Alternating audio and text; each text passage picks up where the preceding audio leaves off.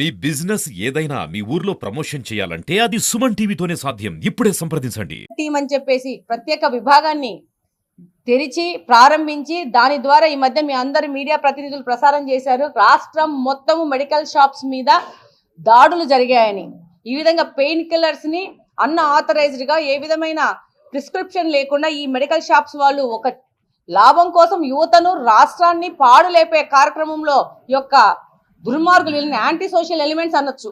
Gun పెట్టి కాలిస్తే ఒక రోజు ఒక వ్యక్తి వెళ్ళిపోతాడు. కానీ ఈ యొక్క విధమైన కార్యక్రమాల వల్ల వాళ్ళ స్వార్థాల వల్ల డబ్బు అవినీతితో సంపాదిద్దన్న ఉద్దేశంతో ఈ విధమైన ప్రాక్టీస్ను పిల్లలకు పరిచయం చేసి పెద్ద ఎత్తున రాష్ట్రానికి, రాష్ట్ర భవిష్యత్తుకు, రాష్ట్ర ఉత్పాదనకు, అభివృద్ధికి తోడ్పడాల్సిన యువతను పెద్ద ఎత్తున వీళ్ళు ప్రమాదకర మార్గంలోకి తోస్తా ఉంటారు.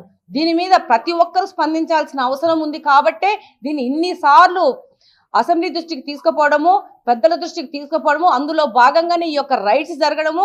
ఇక్కడి నుంచి ముందుకు కూడా డెఫినెట్ గా పెద్ద ఎత్తున పోరాటం జరుగుతుంది. మన వంతు, మన ప్రయత్నము, మన కష్టం మనం పడాలా.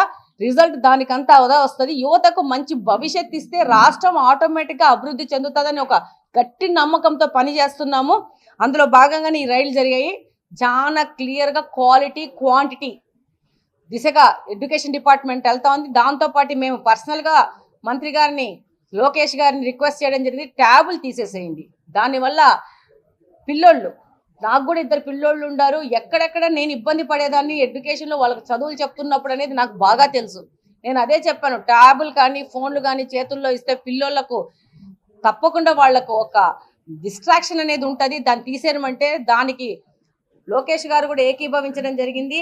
ట్యాబులు తీసేసి ప్రతి ఒక్క కాలేజ్, స్కూళ్ళల్లో కంప్యూటర్ ల్యాబులు పెంచుతాము అన్నారు. చాలా అది ఎంత ఉపయోగపడిందంటే కంప్యూటర్ ల్యాబులు పెంచి అక్కడికక్కడే శిక్షణ ఇచ్చేసేసి ఒక ఎగ్జిక్యూషన్లో పిల్లలు ఈ వాడాల వీటిని. మేయర్ గారు అవినీతి చేశారు. ఆయన మీద చేయాల్సిన చర్యలు డెఫినెట్గా తీసుకోబడతాయి. ఆయనే కాదు, రాష్ట్రంలో గత 5 సంవత్సరాల నుంచి చాలా మంది అధికారం ఉంది, మేమే రేపు 50 సంవత్సరాల వరకు పరిపాలనలో ఉంటామని చెప్పేసి అడ్డు అదుపు లేకుండా, లెక్క జమ లేకుండా రేపు మనం ఆన్సర్ ఇచ్చుకునే పరిస్థితి ఉంటుందని ఆలోచనే వాళ్ళ బుర్రల్లో రాలేదు. గత ప్రభుత్వంలోని పాలకులకు ఎవరికైనా కానీ అవిపరీతమైన అవినీతి చేశారు. వాళ్ళందరూ లెక్కకు లెక్క ఆన్సర్ ఇవ్వాల్సిందే. ఇంకొకటి చెప్తాను, వీళ్ళు దోచుకున్న డబ్బులు కూడా వెనక్కి తీసుకొని జప్తు చేసుకోవాల్సిందే.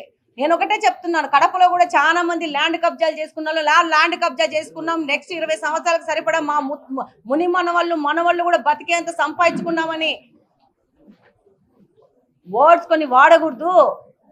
బలంగా నమ్మి అహంకారంతో ముందుకు పోయిన వాళ్ళందరూ వాళ్ళు సంపాదించుకోండి, చేసిన అవినీతి కూడా కక్కిచ్చేది జరుగుతుంది. డెఫినెట్గా నీతిగా, నిజాయితీగా సంపాదించుకోండి. గవర్నమెంట్ చాలా పథకాలు చాలా ఇచ్చింది, వాటిని వాడుకొని ముందుకెళ్ళండి. అంతేగాని వీళ్ళకి అధికారం ఉందని చెప్పి అహంకారంతో పోయేసి ఇంకా మేము సంపాదించేసుకుని ఏం పర్లేదు, ఇప్పుడు మేము రాజకీయాల నుంచి తప్పుకుంటున్నాము, వీఆర్ ఫిట్, మనకు అయితే మన తర్వాత 4 తరాలు 10 తరాలు తినేంత సంపాదించుకున్నాం అనుకుంటున్నారు. అలాంటి పరిస్థితి ఏమి ఉండదు. 2024లో ఉన్నాము. చట్టాలు మారుస్తారు, అన్ని మారుస్తారు. దోచుకున్న వాళ్ళ దగ్గర దాచుకున్నదంతా మట్టంగా గల్లాపెట్ట తెరిచి తీసుకొచ్చుకొనేసి మళ్ళీ ప్రభుత్వానికి అప్పగించడం జరుగుతుంది. కాబట్టి అవినీతిని కొంచెం తగ్గించుకుంటే మంచిది అని నేను ప్రతి ఒక్కరికి పిలుపునిస్తా ఉన్నాను. డెఫినెట్గా మేయర్ గారు చేసిన తప్పుడికి మేయర్ గారు సమాధానం ఇచ్చుకోవాలా. దానికి సంబంధించిన తప్పు చేస్తే దానికి సంబంధించిన శిక్ష కూడా మేయర్ గారికి పడుతుంది.